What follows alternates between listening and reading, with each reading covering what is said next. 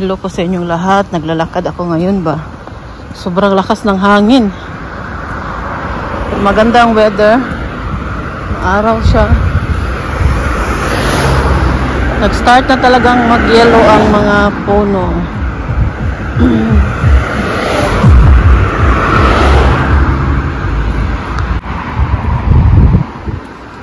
Kukunin ko si Fiona.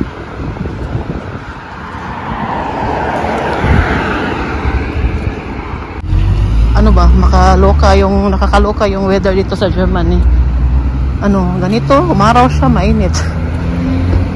Mainitan ako sa aking suot.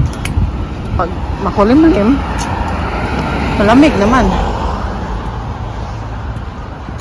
Pero pasalamat pa rin tayo dahil hindi nag-ulan ngayon. Mas gusto ko ganitong weather kaysa mag-ulan. Parang Pilipinas na din dito sa Action. Oh, meron na din silang mga Christmas na ano. Dito.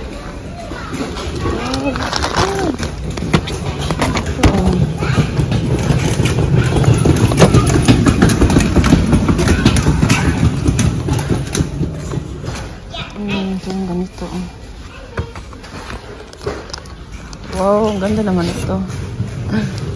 Ang laki. Christmas na talaga, no? Ilang buwan na lang. Malapit na. Meron pa silang mga ganda ditong baso. O, mababasag pa. Mabasag siya. Pang bata ba? Itong tasa na to. Ang ganda. Balik ako dito. Sama ko si Rafaela.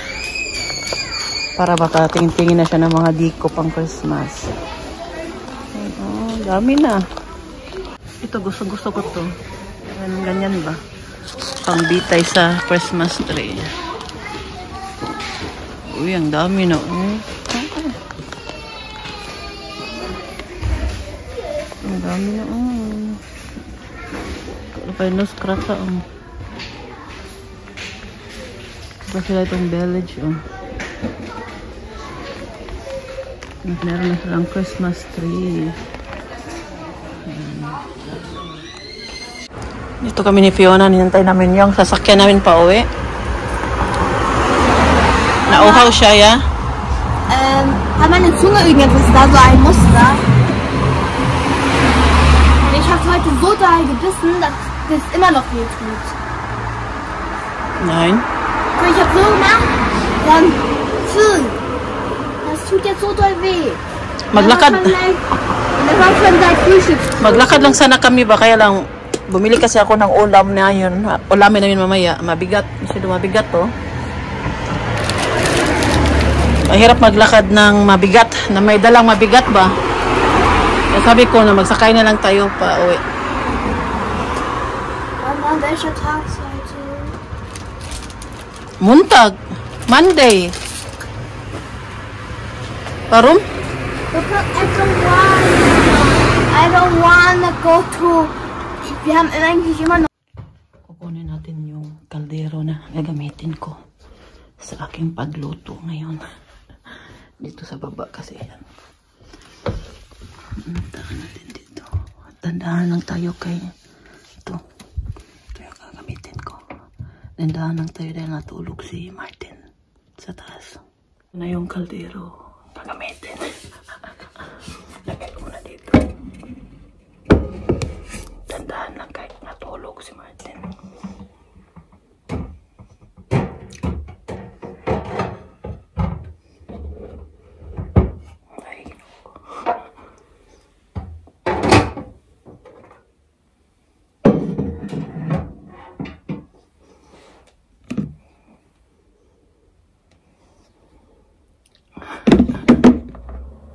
Meron kami mga plato dito para sa microwave.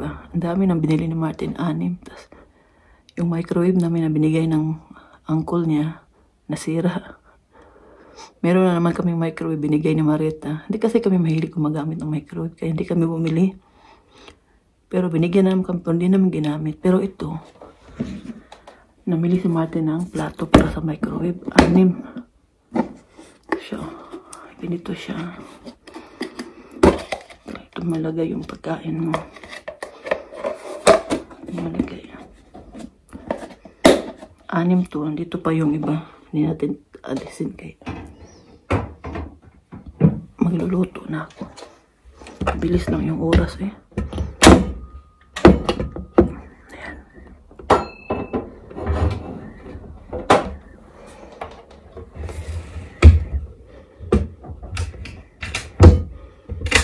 Ayan. Ito.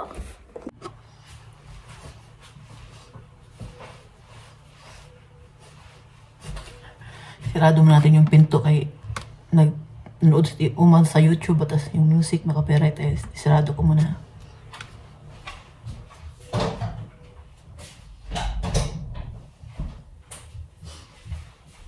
Ayan, magsayaw na tayo. Ayan, kupunin natin yung pinamili natin dahil nag-grocery nga tayo sa Lidl, no? At magluluto na si Mami Rose ng manok. Pakita ko sa inyo.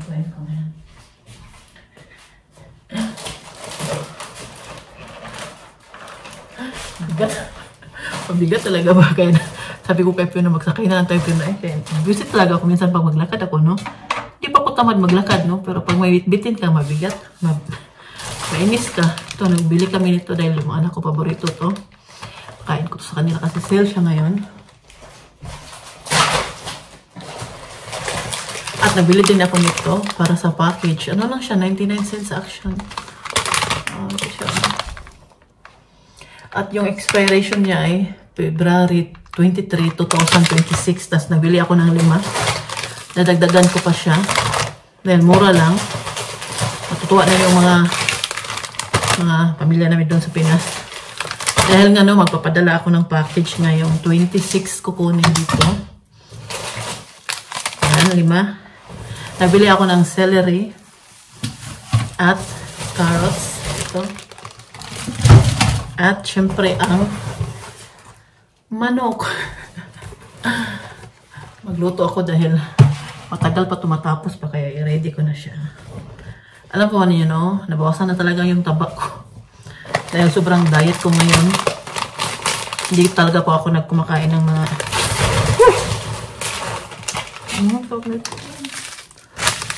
Ano talaga siya? 99 cents lang. Bago to sa Action. Bago ko lang to siya nakita. Ngayon lang, kanina lang. Kaya binili ko. Patatas. I-off na lang natin yung ilaw, no? Sobrang maliwanag. Yan na lang. Kita din naman yung ganda ko. Kita pa ba ninyo yung kagandahan ko? Diyan. Sarap po itong lulutuin ko ngayon. Hindi pa ko kakain itong patatas mamaya. Yung carrots lang at celery at manok. Kasi nga, may iwas ako ngayon sa mga carbohydrates. Kahit konti lang, hindi talaga. Hindi naman din ako mahilig sa patatas. Pag pag niluluto siya ng katsabay ng mga manok, hindi ako masyadong mahilig. Siguro pag french fries yan, hilig ako. Pero pag ganito, sinasali siya sama sa manok o magluto ka ng apretadang baboy. Di ba ang apretada may carrots din siya. Yan, hindi ako masyadong mahilig niyan sa carrots. Ay, carrots.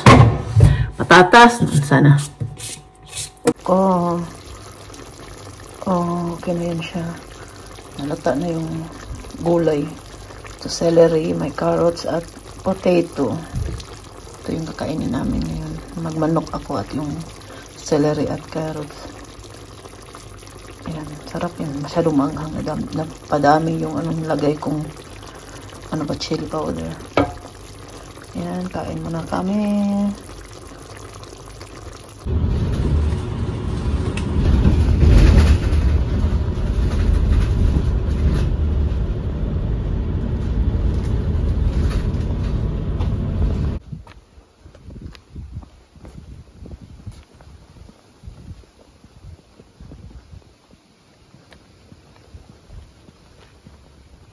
Daming apple, daming bunga.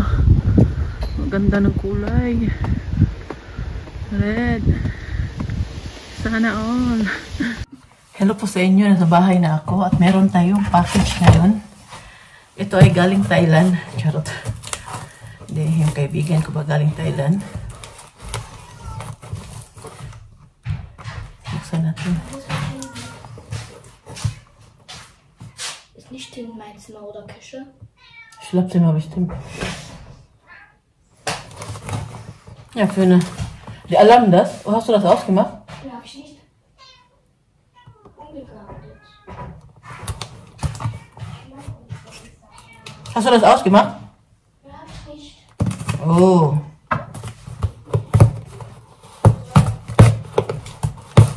Ayan na ang package. Bubuksan natin. Ang bango ba? Sobrang bango. Kita ko pa sa inyo yung order. Ito ay, ano lang to? Tray-lab lang to siya na dress. Ang ganda pala nito. Kaya hindi ko to siya nasuot ng summer. Baka makahabol pa to ngayong week na to dahil maganda ang weather. Wala, mabango. Wow. Pwede ko siguro itong suotin bukas. Magpunta ko kay Rakaela. Ito ay, ano lang siya. Sikanhan lang yan. Ito yung bago kong binili. Yung mga Zimmermann na dress ba? Tama yung pagkabanggit ko. Uy, ang bango. Ang bango. Pinagyan niya ng perfume. Ito siya, oh. Maganda to siya. Sukat ko siya. Mag-ano muna ako, magbihis muna ako bago ko to siya isukat. Bango yun. Nilagyan niya ng perfume. Ito na lang suotin ko bukas papunta kay Rakaela. Magkain-kain kami bukas. Tabla talaga ng diet ni Mami Rose bukas dahil tabla talaga tong diet ko bukas dahil kakain kami kay Rakaela. Ang ganda pa ng pagkabalot niya ba? Tapos may bibigay pa talaga siya. Sabi ko, bili po kayo sa kanya. Kung taga Germany po kayo, isi-send ko po sa inyo. Or bibigay ko po sa inyo yung kanyang kung saan siya nagla-live selling ba pag magtinda, may tinda siya. Okay? Try ko muna tong bago kong dress. Ito, napakita ko na po sa inyo. Ito na po yung dress na binili ko. Ang ganda po niya. Alam po ba niyo yung Zimmermann na mga dress? Hindi ko kilala yung brand na yan. Natutunan ko lang din sa kaibigan ko. Tapos garter pala dito. Ito po ay, magkano ba itong bili ko? 36 euro ata to. Pero hindi siya maxi dress ha. Lagpas lang siya sa tuhod. Pero okay lang din dahil hindi na naman natin to masusuot palagi ngayon dahil tinglamig na next year ulit. Pero baka masuot ko to siya next week dahil or ngayong weekend dahil maganda ang weather. Titingnan natin bago magtinglamig. Kasi hindi pa naman talaga as in 2 degrees, 1 degrees, ano pa, 16, 17. Minsan 20 degrees yung ano dito sa amin. Ano lang talaga pa. Palagi umuulan, paminsan-minsan. Hindi naman buong araw umuulan, pero sa umaga at sa gabi, umuulan dito sa amin. Ilang araw na. Pero kung umaraw naman siya, hindi naman siya malamig. Basta hindi lang malakas ang hangin. Pakita ko sa inyo ng malapitan tong dress na to. Yan siya.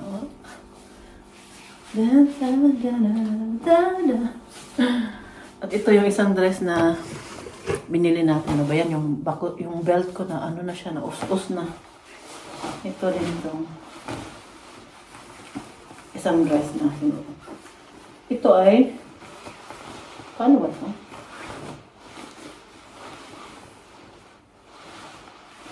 Pangalawa na ako nagbili sa kanya ng dress na na pre-lab. 8 euro ata to, 9 euro. Basta nasa ganyan. Perfect din siya pang summer. Tapos kita pa yung likod. Lalabahan ko muna to bago ko siya ilagay sa cabinet or suotin ko ngayong weekend. Titingnan na lang natin kasi nga depende sa weather dito. Ako ngayon magluluto muna. Pinakita ko lang sa inyo ha dahil ang gaganda po ng dress na galing Thailand. Yung sinuot ko po nung communion ni Fiona, doon ko din binili sa kanya. Mas mahal yun siya. At nung communion ni Fiona, marami nagsabi sa akin na ang ganda daw ng dress ko. Saan ko daw binili? Sabi ko, doon sa kaibigan ko na nakilala ko siya nung sumali si Pamela sa Mrs. Euro ba. At nag-contact na din kami, may friends kami sa Facebook. Tapos nagtinda siya ng mga dress, mga pre-lab, meron din siya. At meron din siyang made in Thailand. Ang ganda talaga ng mga dress. Addict ba naman ako sa dress, no? Meron ganito din na style. kulay green siya. Maganda din siya pagka-green. Sabi ko, pink or green. Ito yung pinili ko kasi mas maganda. Wala kasi ako masyadong pink na damit eh. Meron man akong pink pero maraming mga mix na color, no? Pero ito, dalawa lang, ano lang, pink at blue lang. Kaya may ano pa siya sa loob. May, ano siya, hindi masyadong maklarong pant. Uy! Uy!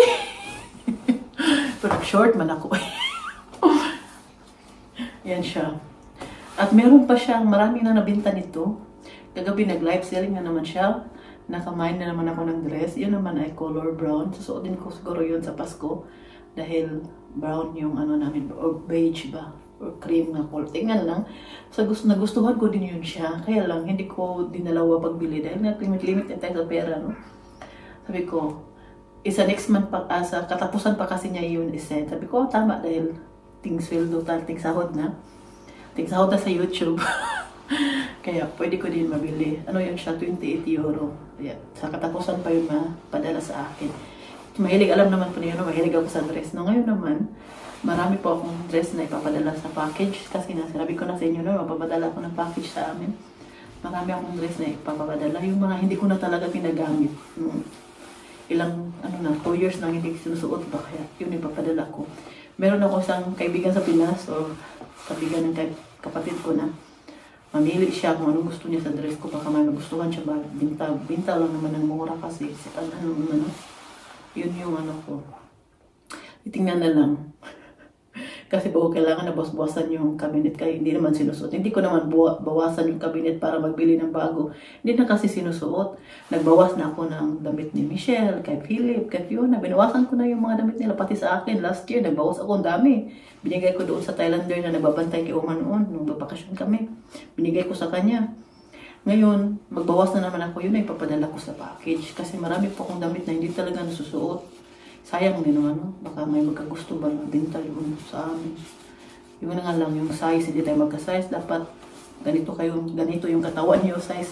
Ang size ko po ay L, XL. Yun yung size ng mga dress ko. Minsan, bumibili po ako ng M, L. Depende sa tela at depende kasi minsan kasi maluwag din sa akin. Hindi ako masyado bumibili ng XL kasi maluwag. Lalo na sa H&M, XL na malaki sa akin. Yun lang. At magluluto muna ako. Basta ito lang yung nabili ko. Itong dress na to. At itong dress na to. Hindi ko pala may pakita sa inyo dahil sirado yung kwarto. Yung isang cabinet kasi nandito sa baba sa kwarto ni Michelle. Doon ko nilagay yung aking yung sinuot ko nung communion po na next time na lang. Basta nakita naman po ninyo yung sinuot ko nung communion, no? Maganda din yun siya. Pero yun nga lang, mas mahal yun. At gustong-gusto ko din yun. Nung sinuot ko talaga, madami talaga nagkagusto. May belt yun siyang kasama, pero yung belt niya, hindi ko sinuot. At nung binili ko, natakot nga ako nung kasi baka hindi magkasya sa akin. Kasi may problema ako minsan, yung braso ko, malaki yung braso natin, no? Pataba. Alam niyo, pag pumpayat ako, no? Yung braso ko parang ganun pa rin. Pero luwag-luwag man konti yung mga suot kong damit, kaya lang. Sabi may braso, kung mag-diet ako. Pero hindi talaga mabalik noon nung siksi pa tayo ba? Porque lang siguro mag-gym ako, mag-exercise talaga ko. Yung exercise ko, lakad lang araw-araw, ganyan lang. At least, tayo ba? Hindi tayo nakaupo lang palagi. So, yun lang. Napahaba na tong, natin. Namimili lang po ako ng dress na mga sikat na pagkilala ko yung nabibenta. Kasi alam ko na magaling sila